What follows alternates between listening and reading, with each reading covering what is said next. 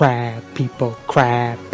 That's all I would think when I was watching this episode. Hello everybody, welcome to episode 10 of Kamen Rider Gavv. So after the wake up by Hunter, we start with the twins worrying about their situation, about how Gavv defeated in the last episode, and try to tell the employee to double their efforts to make sure that they're not seeing a dead weight by their older brother. As Shoma and Amane are working at a construction zone, Amane struggles with it as Shoma doesn't seem to bother at all because of his unnatural strength. As the workers actually compliment his strength and also tell them about how construction is behind on schedule due to some weird things happening lately about some building being dragged around and being very loud at night, which seemed to bug them all and actually scare Amane. But Shoma just thinks about it a little bit, wondering what that's all about. Meanwhile, we have Hunter in the park wondering about the whole cake shop disappearing in the last episode, and also wondering where Kirari is, as she hasn't appeared at all after they promised to meet each other there. But then he finds a little cake, little snack thing on the ground, remembering how Yard was attacking everybody who had that snack and also made snack. Also remembering how Kirari got that snack last episode by one of her friends in the classroom, and decided to run in order to investigate about what happened. And we have Shoma eat his donuts for the first time and actually had another epiphany activate, a little dream sequence, decided to actually write his expression down in his journal.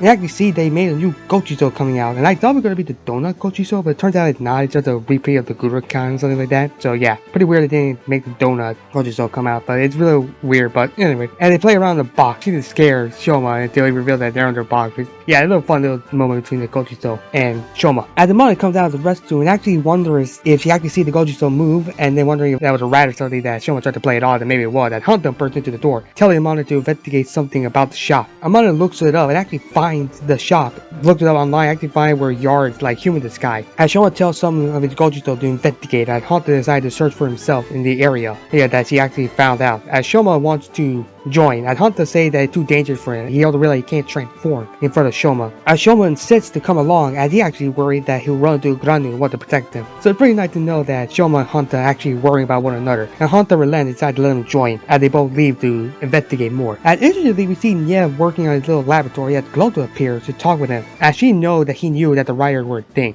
and he didn't say anything when the new information came out, knowing that he would be excited and new project for experimentation, wondering what he's planning. And Niev decided to play ignorant, as he just said he wanted to use the writers in order to experiment with the new technology, and can't wait for the result. I would see our duo, Hunter and Shoma, arrive to the empty spot last episode as they investigate and find the mark on the ground, as they look to be dragging something, as Shoma remembers the story from the construction worker early in the episode telling him about how buildings are being moved around late at night. And Hunter doesn't really believe it, but then he starts to believe the theory later on to realize that yeah, what they're finding is not a human, it's a monster, so he might start believing it. Adamali calls them saying that she actually found the shop in a new location as they go out to investigate. I mean, see the Gochiso actually find Yard in a preschool giving away his sweets, which I just find really creepy with all the implications of how this is going out. And they all leave in order to inform Shoma. Our duo arrive to the place that Amana told them, but they find out it's empty. As the Gochiso comes in to tell Shoma where Yard is, as he checks on the little phone app that his uncle gave him a few episodes ago, but it's pretty nice to see again. And he actually sees that he's in a preschool. He goes to tell Hunter about it, as Hunter decides to investigate where Yard is. And they're also wondering how Yard actually wanted equality, realizing that his target are children, which again is really creepy of a grown person targeting children, which, you know, just creepy. And they go to the school to find it gone, and it actually makes Hunter wonder where Shoma got the information. And Shoma just say he just walked around, talked to people. After they find more drag marks on the floor, decide to follow them to an isolated location in the wasteland. They actually find the school there, and like a little field decide to enter in order to investigate more what's happening. As we see Yard talk on the phone, saying that he met his quota for the twins, and say that he waits for the delivery to be made. As a duo enter to find him, but they both realize they can't transform in front of the other, which is a pretty cool detail I like seeing between them. They both make a plan in order to scram the other guy out, and they decide to split up until Shoma knocks out a couple items, which alerts Yard. And then a little funny scene of Hunter mouthing off like seriously as Shoma just apologizes. And Hunter tells Shoma to make a run for it as he decided to distract Yard. As they both do so, with Hunter realizing he did it pretty quickly accepted it. As Shoma goes out to transform into his writer form first in order to fight Yard, and Hunter decided to go in and confront Yard personally, saying that he won't lose somebody that's just not picking on somebody their own side. Yard say that children are high quality due to the fact they have so much happiness, and it possess so much passion and happiness that it will make good quality spice, which just angered Hunter further, which I would also be angry that he's just targeting children, this creepy guy, and decides that he'll save the children. Especially since Hunter gets even more angry as you actually see Kirari being one of the children that launched in front of him and just transforms in order to fight him. And they go outside for a cool fight as Shoma joins in order to help Hanta out. They both tag team each other to fight against Yard. It is nice to see how our primary and secondary writer fight together in order to save the day. And pretty cool to see the sword usage again, like having the push me button function actually hurt Yard this time. As Shoma decides to transform to a Gurakan form in order to fight against Yard. And it's a pretty nice fight between the three of them. I like it really cool how all three of them are fighting one another. Where Yard makes a move in order to make a giant tornado little thing to blow away Shoma Hanta away in order to become a ginormous horseshoe crab monster. Which actually explains how he's actually walking around. He takes the school with him inside of his little shell and tried to run away. As Hanta tries to shoot him, but nothing happens. It's too strong of a shell. Shoma decides to give Hanta a Gatling gun. It's pretty funny to see how it's too big for him. So yeah, I give Hanta the Gatling gun. It's pretty funny to see how it's too big for him and just weighs him down. Not to Hanta actually picks it up and actually uses it to actually hurt Yard, actually hurting his legs. As Shoma uses the opportunity to make a new item, like some sort of arm cannon to his shoulder, and just blast a hole in Yard's shell, releasing all the children, but then worrying that he'll crush the children. I decided to make a really cool teamwork identity. I Hanta decided to use this opportunity to use his finisher to trap Yard in the chocolate in a puddle in order to slide across and grab all the compressed children, which is pretty cool to see. As Shoma decided to distract Yard until he grabs him, but then he frees himself, which is pretty cool to see how the cannon come in use. It's a pretty nice accuracy to see how their teamwork worked out, especially since Shoma prepared his finisher by shooting his Gatling gun all over the place in order to blow away Yard to a million pieces, finally killing him in a cool explosion.